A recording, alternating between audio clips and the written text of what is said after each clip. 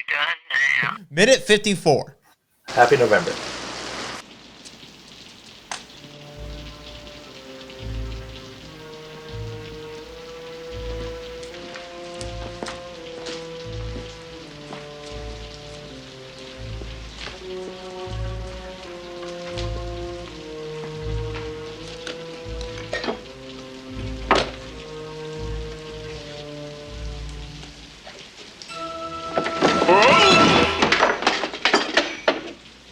Looks like a secret passage. Should we see where it leads? What the hell? I'll go first. I've had a good life.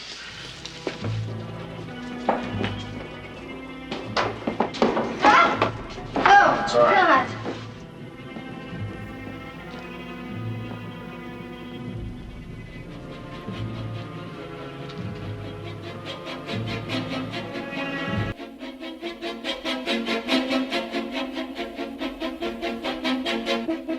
Hello, everybody. Welcome back to Clue the Movie Podcast, where we break down the 1985 cult classic movie Clue. See? My name is Fred Gilmore, joined by Jeff Smith, and we've enjoyed jumping over the timeline these last couple of weeks, but now we are solidly in minute 54, and we are seeing Miss Scarlet and Colonel Mustard discover a secret passage. Jeff, Yeah. what stands out to you? All mustard, all scarlet for this minute. That's nice. This is not, I want to point out that Leslie Warren and Martin Mull were fabulous. This is not the only thing they've done together. They have worked together since, and they are actually very good friends in real life. And I remember when we had Miss Leslie Ann Warren on the Clue the Movie Podcast, she had remarked that Martin Mull had called her or emailed her and said, "Are you getting a lot of talk about Clue? Because why are people talking about Clue again all of a sudden?" So they do talk. Her nickname for him, she says in Who Done It, the Clue documentary, is her Telehubby, because they tend to play a couple a lot, and they are very fun. So we got to enjoy them for a full minute here. They are in the conservatory, and they find the secret passage to the lounge. I'm looking forward to the shout release of Clue on 4K, because I think we're going to see a lot of details in these rooms as they search the house. So particularly when we get to the attic later, we'll definitely talk, I have a feeling, about some of the weird things in the attic. It's not like we've recorded that episode already, but I have a feeling we might talk about that, and also about what it means when a movie drops. But I think in the conservatory too, you see some fun details in there as well. And once it gets crystal clear, it's going to be neat to see what all the set design was. I think they had fun decorating this soundstage for the Hill House mansion. So, a few things here. I want to here in just a moment read to you the original script of this scene, which I actually find interesting. There are some differences. Oh, good. But prior to that, what is your stance on secret passages? As in pro or against? Yeah. Like if you are constructing a house from the ground up. Oh, would I build secret passages? Yes. Heck yeah. And I can see nothing wrong with secret passages. Well, I like being sneaky. And that's the only reason I could think of that you would need it's called a secret passage. It's not like it's a passage for everybody to know about. It's secret. And it's very like Batman Batcave. I would definitely have the kind where you went to the library, the bookshelf, and pulled that one book, like Addams Family, where it was like a clever title. Greed. That like, yeah, Greed was good. Or if it would be like Passages is the name of it or something. Or I would see, I'm such a jerk that mine would say like, this book is not for a secret passage. Because it is. It would be, don't pull this book. Right. Bless you. He's sneezing, and he's a professional, and he just did his sneeze silent. But I'm not the professional broadcaster, so I would point it out. So I'm definitely pro secret passage, and I'm sure you are too. Who would not be? Well, no, I love a good secret passage. This is true. I've been accused of it, and it is accurate. Now, hold on. Okay. Yeah. But this is what wonderpolice.org says about secret passage. If you're wondering what the purposes of like old houses having secret passages are, allow me to illuminate you. I bet it has something to do with booze. Throughout history, all sorts of homes have been built with secret passageways, hidden rooms, and storage spaces out of plain sight. For some people, the reasons for these secret passages are practical. Perhaps they fear one day they will need to hide from invaders, or maybe they have valuables that they need a secure storage spot for. For others, secret areas may be nothing more than a whimsical preference.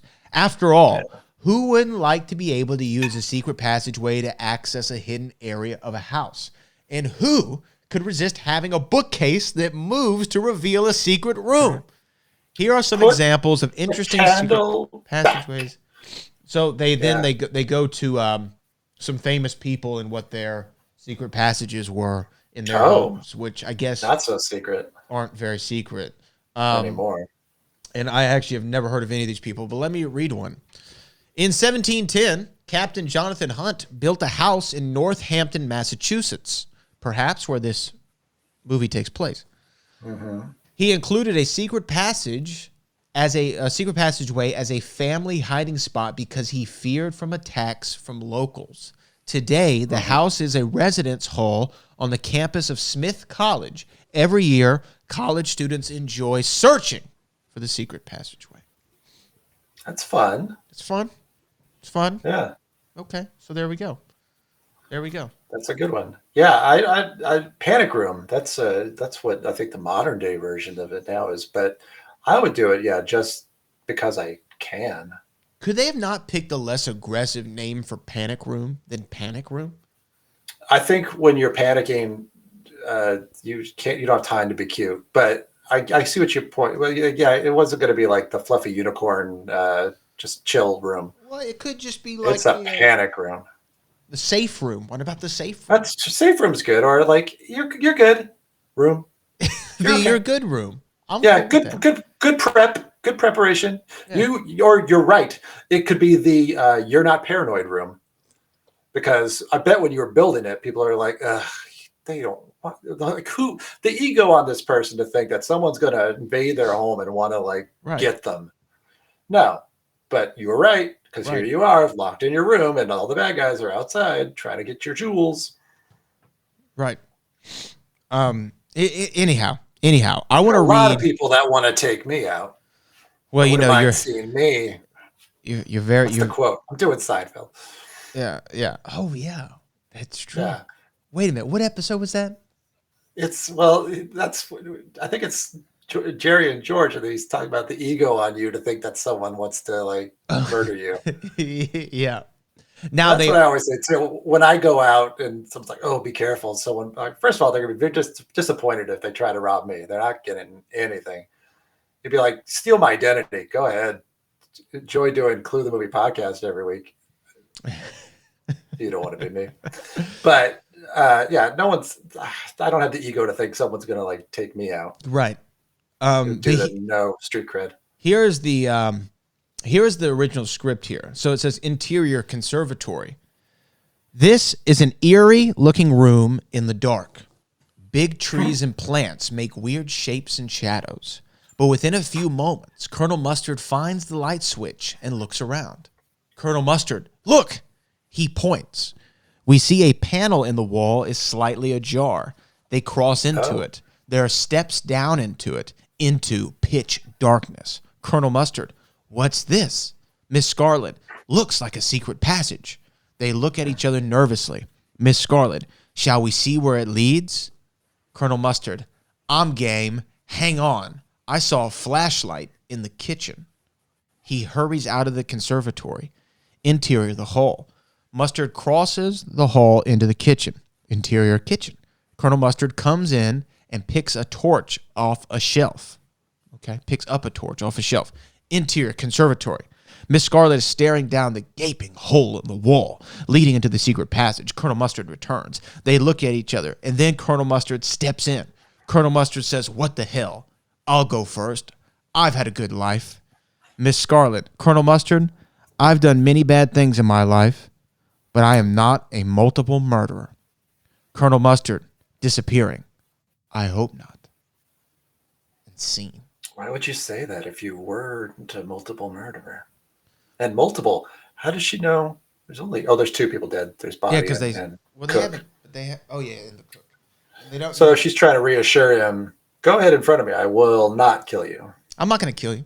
You're good. I've done a lot of things, but I'm not I'm not a multiple murderer. Ooh, interesting dialogue there. Very specific. This is very wordy. This is almost like radio play. Like, hold on. I saw a flashlight. I will be right back. And had to go all the way to the kitchen. I'm guessing it's to separate them again. So there's like, what's she doing while he's gone? I guess.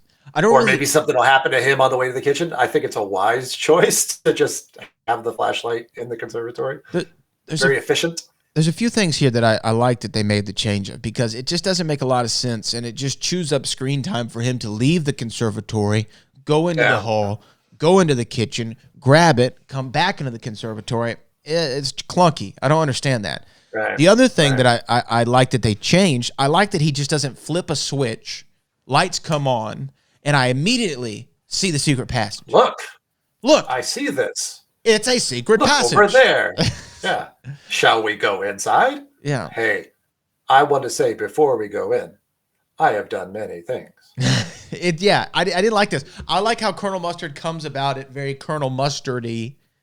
He falls into it. Literally falls into it, yeah. And then tries to be cool. Play it off. Hey, look what I found. Yeah. I wonder if they did rehearsal, which is debatable, depending on which actor you talk to. How much of it, I wonder if they rehearsed with all the dialogue and then just took a pen to it every once in a while. Wait, you know what? What's even better, we could actually be funny in this scene. Because right now it's not a funny scene at all. No. It's very boring. It's a little clunky. It's an excuse to get to the secret passage, but it takes a long time to get there. So I wonder if, sometimes you hear when people are rewriting, they'll look at a scene just by itself and say, okay, how can we make this scene where nothing funny is happening? How do we make this funny? Well, he could fall and find the secret passage. Great. That's what we'll do. I also like, though, in the actual scene how they turn the lights on, but you still really can't see a whole hell of a lot. It illuminates the front area. Yeah, there's just this lamp, and you don't. It's everything's on the wall. Everything's wicker and dusty and cobwebby. There's like a little sitting area over by the window. The windows. That's only glass. And the dogs have disappeared. Remember, there were dogs out there like an hour ago. Yeah, what happened to the dogs? They don't mind that the light. They don't mind that the light's been turned on. Yeah, they just didn't like Mr. Body, I guess. So yeah, the dogs are gone. The dogs are really gone. We don't see them again. Even when the cop comes, nah. Motorists, no. There are no more dogs. Now, what happened to the dogs? I mean, what happened? What happened to the dogs? We don't know where the dogs. Put those dogs on a leash. They were chained. Yeah. So where did they go? How long was the chain? I don't like it. I want to look to see if it's answered in that email we got from Bruce. It's not, but we'll get to that. But we're about to get to Bruce here in a moment. And then, but again, the rewriting of this scene or the reworking it out on the stage, whatever happened, was for the benefit of it, because I like the clumsy nature of Colonel Mustard. It's more apropos to who we know of him as a character. He wouldn't be so sleuthy and detective-like and immediately recognize a slight ajar of a door that leads to a secret passage. Yeah, and brave. MO. And brave. And to be like, hey, and observant. I saw the flashlight in the kitchen. Yeah. BRB. That makes no sense. Now, you mentioned we got it. You mentioned we got an email from Bruce. Why don't we get into our message from Bruce, who's one of our great listeners? Okay. Yes. This is Bruce Eliason. He's really going to be asking about another movie that a lot of Clue fans are also fans of because it's very similar, I guess, in tone and style. And also Eileen Brennan, who plays Mrs. Peacock, is in this movie as well. So Bruce says, "Hey guys, really enjoy the podcast and was wondering if you can help me with a question. Are you familiar with the movie Murder by Death? In it, there's a scene where Eileen Brennan says, 'I'm going to faint, you catch me,' and proceeds to fall on the floor. I have to believe the similarities in this scene and the one in Clue can't just be a coincidence." If you recall, Clue fans, I'm sure you do. She faints. Wadsworth tries to catch her. She falls. He misses. Says, "Sorry. I believe the similarities in this scene and the one in Clue can't just be a coincidence. Are you aware of anyone that might have been connected to both movies, or is this done as a tribute to that movie?" So Bruce wrote that, and then a little bit later responds with, "John Hatch replied." So obviously, Bruce really wanted to know, and he went to all the sources he could think of. Yes. And obviously, John Hatch was a much faster response than me, which I'm glad, because he said, "John Hatch replied with a very, all caps, very thorough answer," which I believe that sounds just like John Hatch. He is the writer of the group. And he says, "There is no connection." But I'm still curious if either of you have seen Murder by Death and feel there are similarities. Have you seen the movie Murder by Death? I have not seen Murder by Death. I feel like this is a flaw in my movie watching. This is something that's missed that I need to definitely capitalize upon. Have you seen Murder by Death? I have seen it. It has been a long time since I've seen it because great title. I saw Clue before Murder by Death. And when I saw Murder by Death, is similar that it's a bunch of detectives going to, it's a comedy. It's Neil Simon. It's a comedy about detectives going to a big mansion and a murder happens and they have to solve the crime. So that's the similarity. It's a much sillier movie, and the tone is much different. It breaks the fourth wall.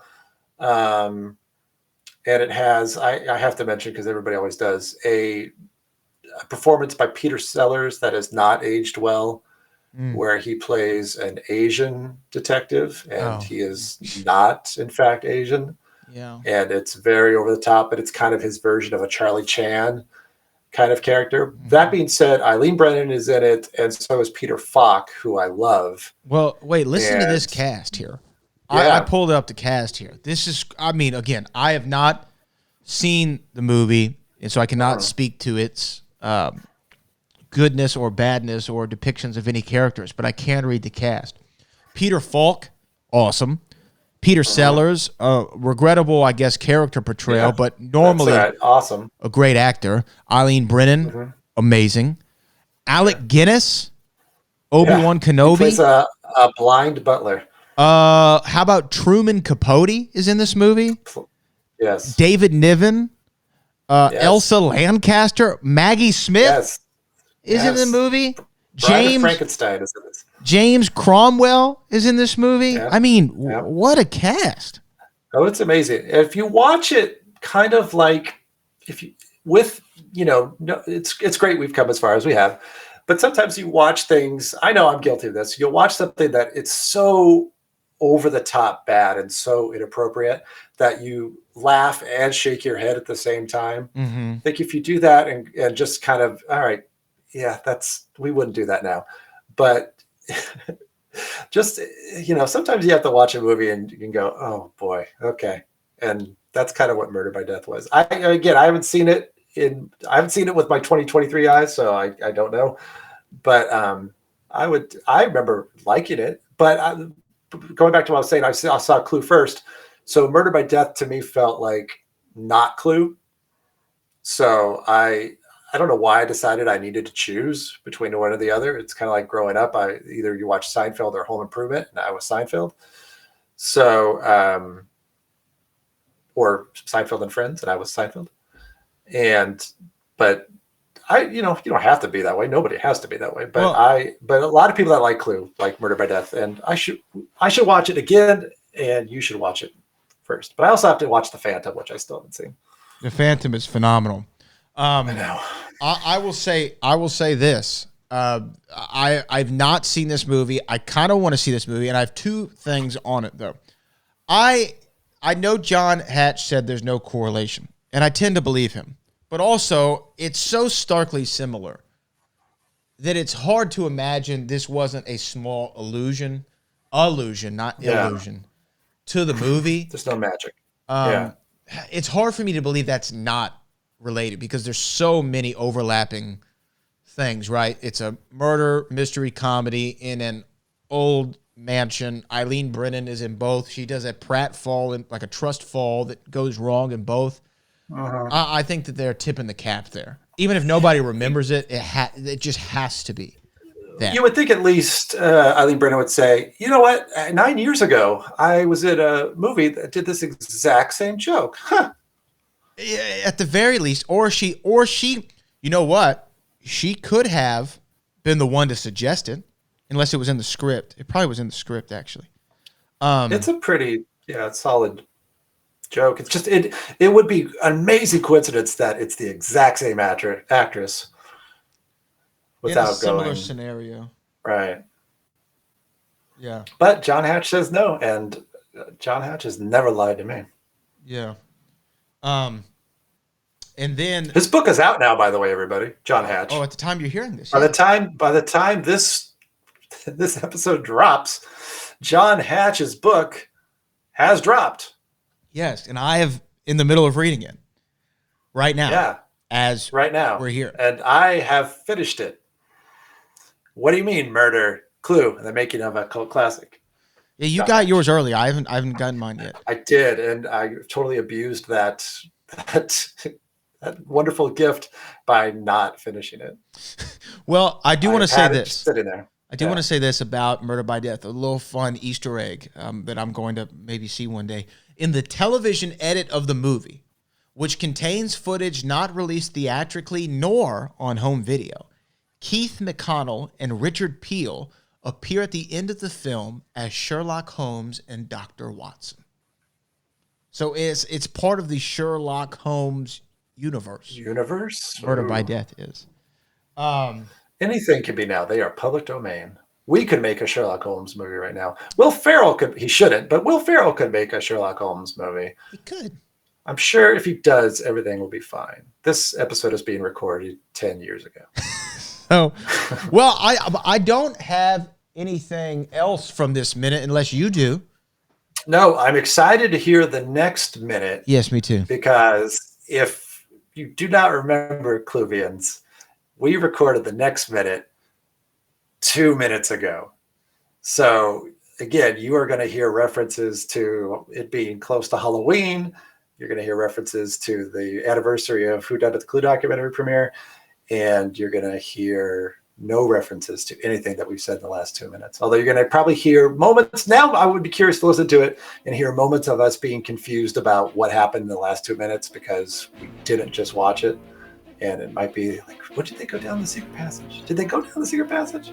They did, right? Right? Did we get there? I'm not sure. Yeah, maybe. I guess. I don't know. We're forgetting. Well, for Jeff Smith, ClueDoc.com, I'm Brad Gilmore, and we will see you in the past, present, and future in the next minute here on Clue the Movie Podcast.